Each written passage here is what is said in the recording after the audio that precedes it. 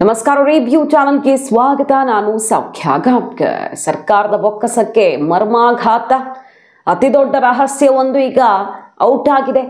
ಸರ್ಕಾರದ ಅಸಲಿ ರಹಸ್ಯವನ್ನ ತೆರೆದಿಡ್ತಾ ಈ ದಾಖಲೆ ನಿಜಕ್ಕೂ ಶಾಕಿಂಗ್ ಅನಿಸುವಂಥ ವಿಷಯ. ಈಗ ಸರ್ಕಾರ ಇದನ್ನು ಸಮರ್ಥನೆ ಮಾಡ್ಕೊಳ್ಳೋದಕ್ಕೆ ಮಿನಿಸ್ಟರ್ಗಳು ಒದ್ದಾಡುವಂತಾಗಿದೆ. ಏನದು ಹಾಗಾದ್ರೆ? ಇದೆಲ್ಲವನ್ನ ತೆರೆದಿಟ್ಟಿರುವಂಥ ದಾಖಲೆ ಮಾಹಿತಿ ಮುಂದೆ ಇಡ್ತಾ ಹೋಗ್ತೀವಿ. ಮಿಸ್ ಮಾಡಿದ್ರೆ ನಮ್ಮ ಚಾನಲ್ನ ಸಬ್ಸ್ಕ್ರೈಬ್ ಮಾಡಿ, ನಿಮ್ಮ ಅಭಿಪ್ರಾಯ ಕಮೆಂಟ್ ಮಾಡಿ ತಿಳಿಸಿ. ವೀಕ್ಷಕರೇ, ಆಲ್ರೆಡಿ ನಾವು ಒಂದು ರಿಪೋರ್ಟ್ ಮಾಡಿದ್ವಿ. ರಾಜಸ್ವ ಸಂಗ್ರಹ ಬಹಳ ದೊಡ್ಡ ಪ್ರಮಾಣದಲ್ಲಿ ಕಡಿಮೆ ಆಗಿದೆ. ಕಾರಣ ಬಂಡವಾಳ ವೆಚ್ಚ ಕಡಿಮೆ ಆಗಿರೋದ್ರಿಂದಾಗಿ ಅಭಿವೃದ್ಧಿ ಕಾರ್ಯಗಳು ಕುಂಠಿತ ಆಗಿ ಸರ್ಕಾರದ ತೆರಿಗೆ ಸಂಗ್ರಹದಲ್ಲೂ ಕೂಡ ಹೊಡೆತ ಬಿದ್ದಿದೆ. 27,000 ಕೋಟಿ ಪ್ರಮಾಣದಲ್ಲಿ ರಾಜಸ್ವ ಸಂಗ್ರಹಕ್ಕೆ ಕುತ್ತು ಬಂದಿದೆ. ಅದಕ್ಕೆ ಗ್ಯಾರಂಟಿಯೇ ಕಾರಣ, ಗ್ಯಾರಂಟಿ ಒಂದು ದೊಡ್ಡ ಕಾರಣ ಅಂತ ಹಣಕಾಸು ಇಲಾಖೆಯ ಮಧ್ಯವಾರ್ಷಿಕ ವರದಿಯೇ ತೆರೆದಿಟ್ಟಿರುವಂತಹ, ಬೇರೆ ಯಾರೂ ಅಲ್ಲ, ಹಣಕಾಸು ಇಲಾಖೆಯ ಮಧ್ಯವಾರ್ಷಿಕ ವರದಿಯೇ ತೆರೆದಿಟ್ಟಿರುವ ಅಂಶವನ್ನು ನಿಮ್ಮ ಮುಂದೆ ಇಟ್ಟಿದ್ವಿ. ಈಗ ಮತ್ತೊಂದು ವಿಷಯ ನೋಡಿ, ಇದೇ ಹೊತ್ತಲ್ಲಿ ಹೊರಗಡೆ ಬೀಳ್ತಾ ಇದೆ. ನೀರಾವರಿ ವಿದ್ಯುತ್ ಬಿಲ್ ಪಾವತಿ ಮಾಡುವಂತೆ ಸಿದ್ಧಗಂಗಾ ಮಠಕ್ಕೆ ಬರೆದಿರುವ ಪತ್ರ. ಏನದು ವಿಶೇಷ? 70,31,438 ರೂಪಾಯಿ ಸಿದ್ಧಗಂಗಾ ಮಠಕ್ಕೆ ವಿದ್ಯುತ್ ಬಿಲ್ಲನ್ನು ಕೊಡಲಾಗಿದೆ. ಅದು ಏನು ಹೇಳ್ತಾ ಇದೆ ಗೊತ್ತಾ? ಇಲಾಖೆ ಹೇಳಿರೋದು, ಕರ್ನಾಟಕ ಕೈಗಾರಿಕಾ ಪ್ರದೇಶ ಅಭಿವೃದ್ಧಿ ಮಂಡಳಿ KIADB ಅಭಿಯಂತರರಿಂದ ಸಿದ್ಧಗಂಗಾ ಮಠಕ್ಕೆ ಬಂದಿರೋ ಪತ್ರ ಇದು. ನಮ್ಮ ಮಂಡಳಿಯು ಆರ್ಥಿಕ ಪರಿಸ್ಥಿತಿಯಲ್ಲಿ ಚೆನ್ನಾಗಿಲ್ಲ. ಈಗ ನಮ್ಮ ಮಂಡಳಿ ಆರ್ಥಿಕ ಪರಿಸ್ಥಿತಿ ಸುಸ್ಥಿತಿಯಲ್ಲಿ ಇಲ್ಲದಿರೋದ್ರಿಂದ ಈ ವಿದ್ಯುತ್ ಬಿಲ್ಲನ್ನು ನೀವು ಭರಿಸಬೇಕು, ಅಂದರೆ ಮಠ ಭರಿಸಬೇಕು ಅಂತ ಕೋರಲಾಗಿದೆ ಅನ್ನುವ ಪತ್ರ ಇದು.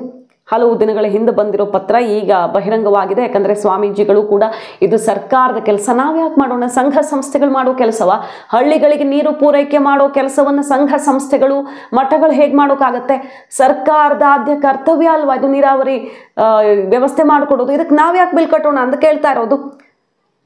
ವಿದ್ಯುತ್ ಬಿಲ್ಲನ್ನು ಸರ್ಕಾರಿ ನೀರಾವರಿ ಯೋಜನೆಗೆ KIADB ಬಳಸಿದ, ಏನು ಸರ್ಕಾರಿ ನೀರಾವರಿ ಯೋಜನೆಗೆ KIADB ಬಳಸಿದ ಬರೋಬ್ಬರಿ 70,31,438 ರೂಪಾಯಿ ವಿದ್ಯುತ್ ಬಿಲ್ಲನ್ನು ಸಿದ್ಧಗಂಗಾ ಮಠ ಭರಿಸಲಿ ಅಂತ ಕೇಳ್ಕೊಳ್ತಿರೋದು ಈಗ ಹುಬ್ಬೇರಿಸುವಂತೆ ಮಾಡಿದೆ. ರಿಪೀಟ್ ಮಾಡ್ತಿದ್ದೀವಿ, ಸರ್ಕಾರಿ ನೀರಾವರಿ ಯೋಜನೆಗೆ KIADB ಬಳಸಿದ ವಿದ್ಯುತ್ ಬಿಲ್ಲು ಮಠ ಕಟ್ಲಿ, ನಮ್ಮ ಹತ್ರ ಆರ್ಥಿಕ ಪರಿಸ್ಥಿತಿ ಚೆನ್ನಾಗಿಲ್ಲ ಅಂತ ಬಾಯಿ ಬಿಟ್ಟು ಓಪನ್ ಆಗಿ ಕೇಳ್ಕೊಂಡಿದ್ದಾರೆ. ಪತ್ರದಲ್ಲಿದೆ, ನೋಡಬಹುದು ನೀವು. ಸಿದ್ಧಗಂಗಾ ಮಠದ ಸನಿಹದಲ್ಲೇ ಇರುವಂತಹ ದೇವರಾಯಪಟ್ಟಣ ಕೆರೆಗೆ KIADB ಪೈಪ್ಲೈನ್ ಮೂಲಕ ಹೊನ್ನೇನಹಳ್ಳಿಯಿಂದ ನೀರು ಬಿಟ್ಟಿರ್ತಾರೆ. ಕುಡಿಯೋ ನೀರು ಒದಗಿಸೋ ಉದ್ದೇಶದಿಂದ ಈ ನೀರನ್ನು ಹರಿಸಲಾಗಿತ್ತು. ಈ ಕೆರೆಯಿಂದ ಮಾದನಾಯಕನಪಾಳ್ಯ, ಕುಂದೂರು ಗ್ರಾಮಕ್ಕೆಲ್ಲ ನೀರು ಪೂರೈಕೆ ಆಗಿದ್ದು, ಸಿದ್ಧಗಂಗಾ ಮಠಕ್ಕೂ ಕೆರೆಯಿಂದ ನೀರು ಕೊಟ್ಟಿದ್ರಂತೆ. ಸಹಜವಾಗಿ ಎಲ್ಲ ಕಡೆ ನೀರು ಪೂರೈಕೆ ಆಗಿತ್ತು. ಆದರೆ KIADB ತಾನು ಮಾಡಬೇಕಾದ ಕೆಲಸವನ್ನು, ನಮ್ಮ ಹತ್ರ ಕಷ್ಟ ಆಗ್ತಿದೆ, 70 ಲಕ್ಷ ಎಲ್ಲ ಭರಿಸುವಂಥ ಶಕ್ತಿ ಇಲ್ಲ ನಮಗೆ, ಮಠ ಕಟ್ಲಿ ಅಂತ ಈಗ ಪತ್ರ ಬರೆದಿರೋದು. 2023-24ನೇ ಸಾಲಿನಲ್ಲಿ ಈ ನೀರನ್ನು ಕೊಡಲಾಗಿತ್ತು. ಸಿದ್ಧಗಂಗಾ ಮಠದ ನೀರು ಅಂದರೆ ಅಲ್ಲಿಗೂ ಕೂಡ ನೀರು ಒದಗಿಸಲ್ಪಟ್ಟಿತ್ತು. ಈಗ ಸಿದ್ಧಗಂಗಾ ಮಠವೇ ಈ ಬಿಲ್ಲನ್ನು ಪೂರೈಸಲಿ, ಕಟ್ಲಿ ಅಂತ ಕೇಳ್ಕೊಳ್ತಿದ್ದಾರೆ. ಆದರೆ ಮಠ ಬಿಲ್ಲನ್ನು ಪಾವತಿಸಿಲ್ಲ. ಸ್ವಾಮೀಜಿಗಳು ಉತ್ತರ ಕೊಟ್ಟಿದ್ದಾರೆ, ಇದು ಯಾರ ಜವಾಬ್ದಾರಿ ಇದನ್ನು ಕಟ್ಟೋದು ಅಂತ. ಅಧಿಕಾರಿಗಳು ಹಾಗಾಗಿ ಮೌಖಿಕವಾಗಿ ಬಿಲ್ ಕಟ್ಟಿ ಅಂತ ಮಠದ ಆಡಳಿತ ಮಂಡಳಿಯವರಿಗೆ ಮತ್ತೆ ಸೂಚನೆ ಕೊಟ್ಟಿದ್ದಾರೆ ಅಂತ ಗೊತ್ತಾಗ್ತಿದೆ. ಇಲ್ಲಿವರೆಗೆ ಪ್ರಾಯೋಗಿಕವಾಗಿ ಅಷ್ಟೇ ನೀರು ಹರಿಸಲಾಗಿದೆ. ಪ್ರಾಯೋಗಿಕವಾಗಿ ಹರಿಸಿರೋ ನೀರನ್ನು ಸಿದ್ಧಗಂಗಾ ಮಠದಲ್ಲಿ ಬಳಸ್ಕೊಂಡಿದ್ದಾರೆ. ಇದು ಸರ್ಕಾರಿ ನೀರಾವರಿ ಯೋಜನೆ. ಆದರೆ ಇಂಥ ಪರಿಸ್ಥಿತಿ ಯಾಕೆ ಬಂದೊದಗಿದೆ ಅನ್ನೋದೇ ಅರ್ಥ ಆಗ್ತಿಲ್ಲ. ಈಗ ಮಿನಿಸ್ಟರ್ಗಳೆಲ್ಲ ಅದನ್ನು ಸಮರ್ಥನೆ ಮಾಡ್ಕೊಳ್ಳೋಕೆ ಇಕ್ಕಟ್ಟಿಗೆ ಸಿಕ್ಕಾಕೊಂಡಿದ್ದಾರೆ. ನೋಡಿ, ME ಪಾಟೀಲ್ ಏನು ಹೇಳ್ತಾರೆ? ಸಂಬಂಧಪಟ್ಟ ಎಂಜಿನಿಯರ್ ವಿರುದ್ಧ ಕ್ರಮ ಕೈಗೊಳ್ತೀವಿ. ಅಕಸ್ಮಾತ್ ನೀರು ಬಳಸ್ಕೊಂಡಿದ್ರು ತಪ್ಪಿಲ್ಲ, ಮುಂದೇನೂ ಬಳಸ್ಕೊಳ್ಬಹುದು. ಅಲ್ಲಿ ವಿದ್ಯಾರ್ಥಿಗಳು ಓದ್ತಾ ಇದ್ದಾರೆ. ದಾಸೋಹ ಎಲ್ಲ ತ್ರಿವಿಧ ದಾಸೋಹ ಕೊಡ್ತಾ ಇರುವಂಥ ಮಠದಲ್ಲಿ ಈ ರೀತಿ ಮಾಡೋದು ಸರಿಯಲ್ಲ, ಕ್ರಮ ಕೈಗೊಳ್ತೀವಿ ಅಂತ ಹೇಳ್ತಿದ್ದಾರೆ. ಅನ್ನ ವಸತಿ ಶಿಕ್ಷಣ ದಾಸೋಹದ ಮೂಲಕ ತನ್ನದೇ ಆದ ಕೊಡುಗೆ ಸಮಾಜಕ್ಕೆ ಕೊಡ್ತಾ ಇದೆ, ಅಪಾರವಾದ ಗೌರವ ಇದೆ, ನಾವು ಮಾತಾಡ್ತೀವಿ, ಕ್ರಮ ಕೈಗೊಳ್ತೀವಿ ಅಧಿಕಾರಿಗಳ ವಿರುದ್ಧ ಅಂತ ಅವರು ಹೇಳ್ತಿದ್ದಾರೆ. ಇನ್ನು ಪರಮೇಶ್ವರ್ ಅವರು ಯಾರು ಕೊಟ್ಟಿದ್ದಾರೆ, ಜಿಲ್ಲಾಡಳಿತ ಕೊಟ್ಟಿದೆಯೋ, ಮಂಡಳಿ ಕೊಟ್ಟಿದೆಯೋ ಏನು ಅಂತ ಪರಿಶೀಲಿಸಿ ಕ್ರಮ ಕೈಗೊಳ್ತೀವಿ ಅಂತ ಹೇಳ್ತಾ ಇದ್ದಾರೆ. ಒಟ್ಟಿನಲ್ಲಿ ಮಿನಿಸ್ಟರ್ಗಳೇ ಈಗ ಮುಜುಗರಕ್ಕೆ ಸಿಕ್ಕಾಕೊಂಡಂಗಾಗಿದೆ ಈ ಪತ್ರದಿಂದಾಗಿ.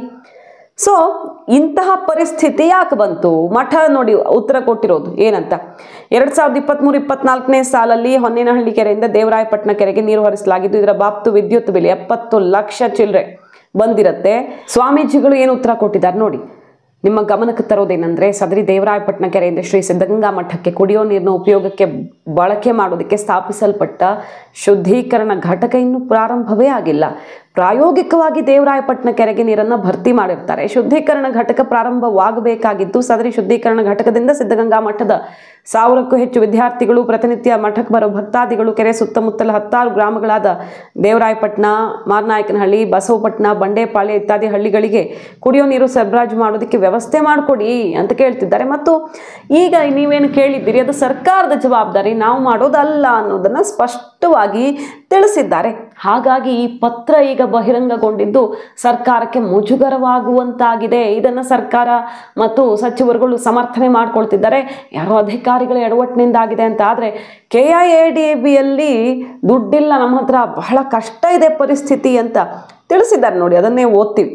ಅವರು KIADB ಏನು ಬರೆದಿದೆ, ಕರ್ನಾಟಕ ಕೈಗಾರಿಕಾ ಪ್ರದೇಶಾಭಿವೃದ್ಧಿ ಮಂಡಳಿ ಕೊಟ್ಟಿರುವಂಥ ಪತ್ರದಲ್ಲಿ, ಮಂಡಳಿಯ ಆರ್ಥಿಕ ಪರಿಸ್ಥಿತಿ ಸುಸ್ಥಿತಿಯಲ್ಲಿ ಇಲ್ಲದಿರೋದ್ರಿಂದ ನೀರು ಸರಬರಾಜಿನ ವಿದ್ಯುತ್ ಬಳಕೆ ವೆಚ್ಚವನ್ನು ಸಿದ್ಧಗಂಗಾ ಮಠದ ವತಿಯಿಂದ ಭರಿಸುವಂತೆ ತಿಳಿಸೋದಿಕ್ಕೆ ಕೇಂದ್ರ ಕಚೇರಿ KIADB ಬೆಂಗಳೂರು ಅವರಿಂದ ನಿರ್ದೇಶನ ಬಂದಿದೆ ಅಂತ ಕೊಟ್ಟಿರೋದು ಈಗ ಆಕ್ಷೇಪಕ್ಕೆ ಕಾರಣವಾಗಿರೋದು. ಕಾದ್ ನೋಡೋಣ ಸರ್ಕಾರ ಈ ನಿಟ್ಟಿನಲ್ಲಿ ಏನು ಉತ್ತರ ಕೊಡುತ್ತೆ, ಏನು ಕ್ರಮವನ್ನು ಕೈಗೊಳ್ಳಲಿದೆ ಅನ್ನೋದನ್ನು.